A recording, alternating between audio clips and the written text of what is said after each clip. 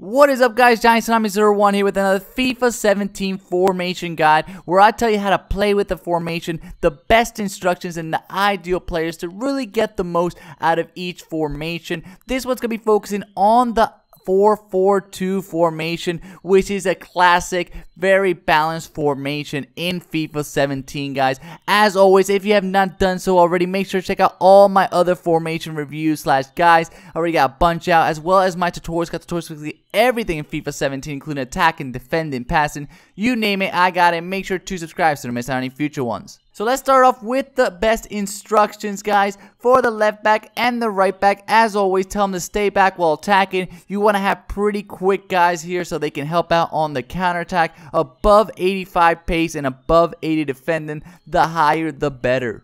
Then with the center back, guys, you want to leave it at default. Stay back while attacking. You want to make sure these guys are really good players with at least 70 pace and at least 80 defending. If you can get that defending to 85, that'll be ideal because these guys are very, very important to make sure that you don't give up many goals. Then we move up to the center mids, guys, and you just want to tell them to stay back while attacking. Don't need to switch up any other of your instructions. Very important that these guys are more true center mids. By that, I mean they can attack and they can defend and they have at least 70 defending. Very, very important because otherwise you don't have any more help with defense. If these guys aren't good at defending, you're going to leave just your center backs and your left and your right back, and that more likely is not enough unless you're really good at defending. So usually I like to have these two be true center mids. If you need even more help, you might want to make them be true center defensive mids where they have at least 80 defending. But usually if you're pretty good at defending, you have these two guys that have around 70 defending that can help you out at passing as well as defending. Then you're going to be in great shape. Then you move over to the left mid and the right mid, guys, and I like to tell them just to cut inside. Now, if you feel really comfortable with your defense, you feel like your center mids will help out a lot on the defense, and you don't need the left and the right mids to come back a little bit, then you can tell them to stay forward. Otherwise, just leave it at default.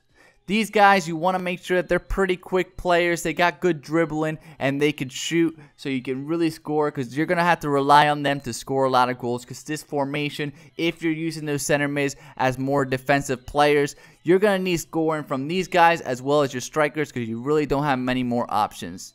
Then lastly, the most important position for the attack in this formation, guys, the strikers. For this, I like to tell both of them to stay central, but the faster one, which in this case would be Griezmann, I tell him to get in behind. The slower one, I tell him to be the target man. If you feel more comfortable with both of them being getting behind or both of them being target man, you can do that. But usually I like to have one that's a little bit faster, one that's a little bit slower, and tell the slower one to be target man, the faster one to get in behind. Again, guys, you got to have very good strikers here. It's very important that you have good strikers because most of your goals are going to come from them because the left mid and the right mid are going to be really far away. The strikers are the ones going to be closest to the goal. They're going to be your main source of attacking, so make sure these guys are elite players.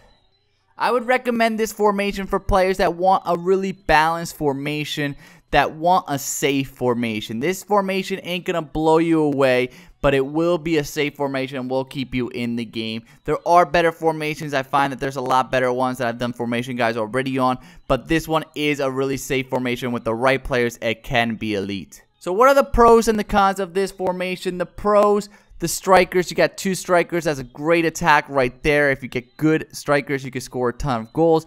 But again, that's a con. There is no center attack in mid, and if you use those center mids that are good defenders like you should, you really don't have much of an attack. You have a weak attack because the left mid and the right mid are really far back, and a lot of the really good wingers get wasted in this position. If you put Ronaldo back there at left mid and right mid, it's kind of wasted, and he's not getting the best out of him. You really need good strikers because that's where your attacks can come from. So it could be a really weak attack. Or if you prefer to have those center mids be more like center attacking mids, then it could be a really weak defense. But if you had the right mixture, guys, you can make this formation be extremely solid and extremely balanced. But you gotta be very important that you have the right players. Very important that you have the right players. How do you use this formation, guys? You want to attack through the middle, through the outside. That's the great part about this. It's very balanced, so you can attack through the middle, you can attack through the outside. You want to get the ball, though, to your striker. That's the most important thing. You want to get the ball to your striker and try to score with your striker. That's the key to this formation. The strikers, again, I can't stress it enough. I've said it so many times already, but the strikers are going to make or break your attack on this team. Alright, so now let's get into some examples of me using this formation in game, guys. Here you can see I got the ball, just doing some nice little skill moves and waiting for those runs to develop, and then I'm scoring with my striker. That's what you want to do.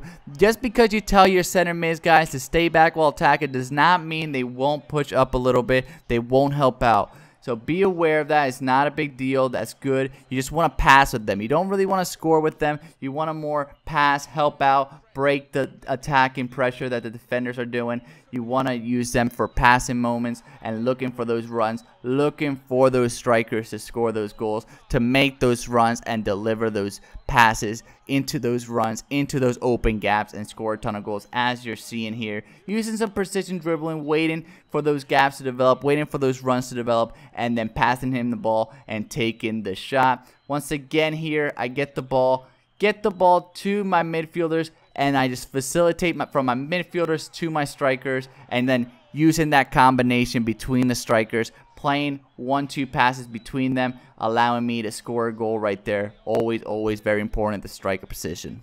But that is it, guys. I hope you guys liked this formation guide. If you did, please leave a like, comment, share with all your friends. Click on one of these boxes. Check out some of my other series, including my tutorials, my top 5 videos, like my top 5 skill moves, my ultimate team videos, and the rest of my formation guys. And of course, click in the middle to subscribe so you don't miss out on any future tutorials or tip videos. Thank you guys so much.